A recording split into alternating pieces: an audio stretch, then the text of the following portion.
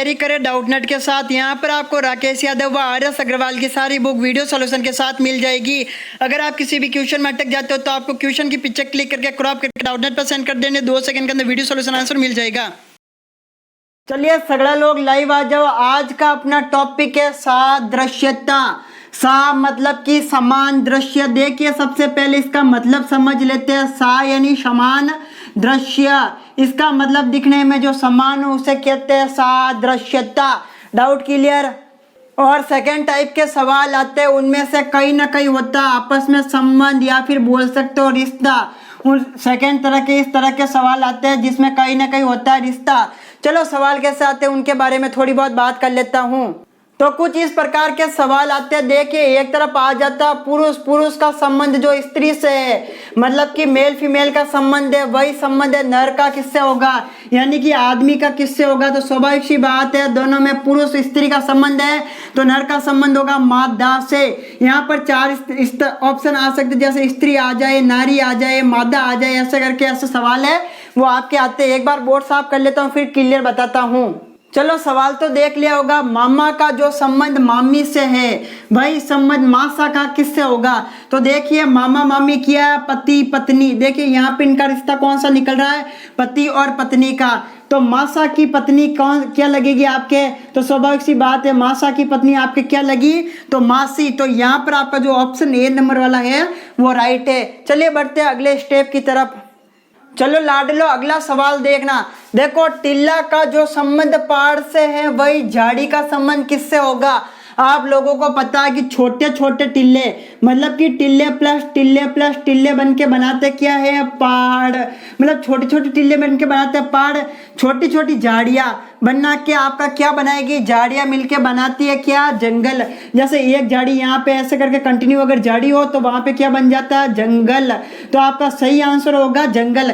जैसे टिल्ला मिलके पहाड़ बनाते हैं वैसे झाड़ियाँ मिलके क्या बनाती है, तो आपका झाड़ियाँ मिलके बनाती है जंगल। तो इसका सही आंसर होगा वो डी होगा। अगला क्वेश्चन है 4 नंबर क्वेश्चन है कि फूल का संबंध जो कली से है वही फल का किससे होगा। देखो जब फूल खिलता है तो फूल के अंदर क्या बनती है, अगर फूल को हम ओपन करके देखो तो फूल के अंदर क्या मिलेगी, कली। तो फल अगर आप खाओगे तो फल के अंदर क्या मिलेगा, स्वाभाविक सी बात है फल के अंदर क्या मिलेगा, बीज। तो फल के अंदर मिलेगा बीज, स्वाभाविक सी बात है, क्लियर होगा। जैसा आप आम खाओगे तो आम के अंदर मिलेगा आम का बीज। अगर आप गुलाब के फूल को खोलोगे तो उसके अंदर मिलेगी कली, या फिर अगर आप कली नहीं कहो तो उसको कह सकते हो पंखुड़ी। तो यहाँ तक आप लोगों को समझ में आ गया होगा। प्रैक्टिस के लिए BSTC गुरु डाउनलोड कर लो। चलो भाई क्वेश्चन मैंने लिख लिया कि भाई दीवार घड़ी, अपन जिस प्रकार से दीवार घड़ी का इस्तेमाल अपन किस लिए करते हैं, समय देखने के लिए। देखो सवाल है दीवार घड़ी और समय इनसे क्या संबंध है, वही गज का संबंध किससे होगा वो हमें करना है याद। जैसे दीवार अपन यूज दीवार घड़ी है वो ऐसा तो है नहीं कि कांच की तरह हम अपना थोबड़ा देखते हैं, ऐसा तो कुछ है नहीं। दीवार घड़ी अपन इस्तेमाल किसके लिए करते हैं, टाइम देखने के लिए करते हैं। ठीक उसी प्रकार से गज का इस्तेमाल किसके लिए करेंगे, गज का इस्तेमाल कोई हाथों में बांधने के लिए तो करेंगे नहीं, दूरी मापने के लिए करेंगे नहीं, गाड़ी की स्पीड मापने के लिए करेंगे नहीं, रेत को देखने के लिए, रेत को मापने के लिए हम इसका इस्तेमाल करने वाले नहीं हैं। इसके लिए इसका सही आंसर होगा कि दूरी। अपन जो भी है इसका माप का इस्तेमाल है, या फिर आपने कहीं सुना होगा 1 गज, भूगोल वाले बच्चे उन्होंने सुना होगा कि 5 गज 12 गज बराबर 1 फलांग। ये वाला आपका जो क्वेश्चन था वो था। अब 5वां क्वेश्चन है दूध का संबंध क्रीम से वही संबंध धान का किससे होगा।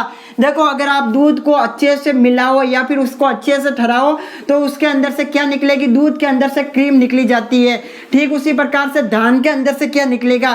देखो दोस्तों खेत किसे कहते हैं, खेत तो वह स्थान होता है जहां पर धान बोया जाता है या फिर फसल की बुआई की जाती है। चोकर मतलब कि कचरा, भूसी मतलब कि कचरा। और अपन किससे निकालोगे, धान से क्या निकालोगे, धान से जिस प्रकार से चावल निकालोगे, मतलब कि दूध से मेन आइटम होता है वो क्रीम कह सकते हो, मलाई कह सकते हो। ठीक उसी प्रकार से धान से क्या निकालोगे, धान से क्या निकालोगे, तो आपका आंसर होगा कि हम धान से क्या निकालेंगे, चावल। चलो लाडलो अगले क्वेश्चन की तरफ पढ़ते हैं। अगला क्वेश्चन है अक्षर से शब्द, मतलब कि अक्षर का छोटा रूप क्या है, शब्द। तो वाक्य का बड़ा रूप या फिर अक्षर। देखो एक अक्षर है, जब तक तो हम इसे बोलेंगे और इसके अंदर क म ल ऐसा करके कुछ शब्द मिला लेंगे तो ये बनेगा अक्षर से क्या बन जाएगा शब्द। जैसे क शब्द है, म शब्द है, म अक्षर है, ल अक्षर है, तो इन तीनों को मिला ले तो वाक्य या फिर शब्द कौन सा मिल जाएगा, कमल। तो अलग अलग वाक्य को मिलाकर हम क्या बनाएंगे, वाक्यांश। देखो अलग अलग वाक्य को मिलाकर हम क्या बनाएंगे, वाक्यांश। यहाँ तक हो चुका लाडलो क्लियर। जहाँ पर अज्ञान होता है या फिर अज्ञान को मात कौन देता है, शिक्षा। यदि मैं बात कर लूँ कि कोई बुजुर्ग है वो अज्ञानी है तो उसका ऑपोजिट क्या हो जाएगा, ज्ञान। जैसे कोई अज्ञान का ऑपोजिट हो चुका शिक्षा, ठीक उसी प्रकार से यानी कि अज्ञान दूर किससे हो जाता है, शिक्षा से, पढ़ाई से दूर हो जाता है। रोग किससे दूर हो जाता है, तो रोग स्वाभाविक सी बात है कि आपका किससे दूर हो जाएगा, औषधि से। यानी कि कोरोना की कोई दवाई होती तो कोरोना आराम से ठीक हो सकता है ना, ठीक उसी प्रकार से यही बात है। अब वाला चीज है जरा ध्यान से समझना, परीक्षा में आती है। देखो दोस्त, गर्म का संबंध जो भट्टी से है, भट्टी क्या काम करती है, गर्म कब होगा, जब हम किसी भी चीज को भट्टी के ऊपर रखेंगे। भाई ठंडा का संबंध किससे होगा, देखो ठंडा का संबंध बर्फ से तो हो नहीं सकता, क्योंकि बर्फ खुद ठंडा होगा जब बर्फ बनेगा, मतलब कि -0°C में जाएगा तब। मौसम से हो ही नहीं सकता, घड़ा से हो ही नहीं सकता, तो किससे काम होगा, मतलब कि रेफ्रिजरेटर से। भट्टी से कोई भी चीज़ है वो गर्म हो जाती है, उसी प्रकार फ्रिज से कोई भी चीज़ है वो ठंडी हो जाती है। इसका मतलब जो भी सही आंसर होगा वो होगा रेफ्रिजरेटर। इसका सही आंसर है डी। ध्यान से सुन लेना। अब ये चीज़ 8वां सवाल है, 8वां सवाल है। इसका मतलब क्या है, इसकी ऑपोजिट है। देखो एक तरफ आ चुका लॉस, दूसरी तरफ आ चुका है प्रॉफिट। मतलब कि ये बिल्कुल विपरीत है। जब नुकसान होगा तब एक तरफ तो लॉस का मतलब नुकसान, प्रॉफिट का मतलब क्या हुआ, फायदा। दोनों चीज विपरीत है। फेलियर का ऑपोजिट क्या होगा, सक्सेस। कि कई बार फेल हुआ, इसका मतलब फेल है, इसका मतलब सक्सेस है। पैसा का रुपये से हो नहीं सकता, इसका मतलब ये तो गलती है। पार्ट का वॉल से हो नहीं सकता, ये तो गलती है। चाइल्ड का एबूट से हो नहीं सकता, इसका मतलब ये भी बिल्कुल आपका ऑप्शन है वो गलत ही है।